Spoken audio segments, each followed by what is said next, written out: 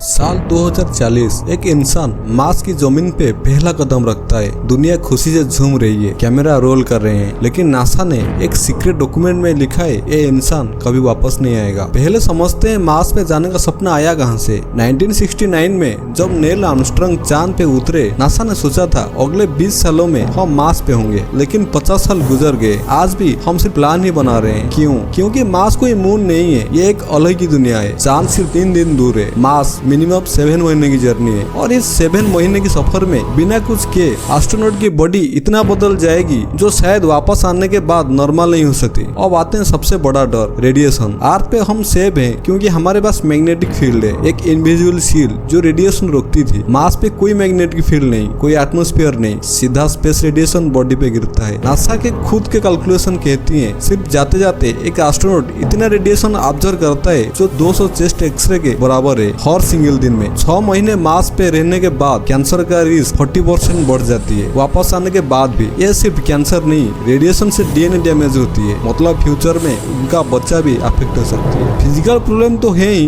लेकिन psychological problem और भी हंटिंग है। सोचो तुम एक बंद कमरे में 7 महीने तक हो, बाहर जाओ तो मौत, घर से इतनी दूर के सिग्नल लाने में 24 मिनट लगते हैं, फैमिली से बात करने के लिए 48 मिनट वेट करना पड़ता है, इमरजेंसी में कोई ऑप्शन नहीं। नासा ने सिमुलेशन मार्स मिशन किया है जहाँ वॉलंटियर्स एक एनक्लोज स्पेस में 500 दिन तक रहते हैं। Result depression, anxiety, team member के बीच फाइट और कुछ केसेस में कंप्लीट मेंटल ब्रेकडाउन। हम तो है ही सोशल एनिमल। रियल मार्स पे ये और भी ज्यादा इंटेंस होगा क्योंकि वहाँ कोई ऑप्शन नहीं होगा। अब आते हैं सबसे शॉकिंग पार्ट पे। 2023 में नासा ने एक रिपोर्ट पब्लिश की, ह्यूमन स्पेस प्रोग्राम, जिसमें इन्होंने खुद माना कि मार्स मिशन में एस्ट्रोनॉट की सर्वाइवल नॉट गारंटी है। मतलब दुनिया की सबसे बड़ी स्पेस एजेंसी खुद कह रही है हम इंसान को भेज रहे हैं, जानते हुए कि वो शायद वापस नहीं आएगा। और फिर भी स्पेसएक्स, नासा सब मार्स रेस में लगे। क्यों? क्योंकि जो पहले पहुंचेगा उसने हिस्ट्री बदल दिया। और वॉलंटियर 2023 में नासा ने 4 लोग सिलेक्ट किए सिमुलेशन मार्स मिशन के लिए। जानते थे कि रियल मिशन में रिटर्न गारंटी नहीं है, फिर भी गए। कुछ साइंटिस्ट कहते हैं मार्स मिशन सिर्फ एडवेंचर नहीं, ये सर्वाइवल है। अर्थ पे 8 बिलियन लोग हैं, रिसोर्सेज खत्म हो रही है, क्लाइमेट चेंज हो रही है, एस्टेरॉयड का डर है, एक दिन अर्थ पे रहना सेफ नहीं रहेगा। स्टीफन हॉकिंस ने कहा था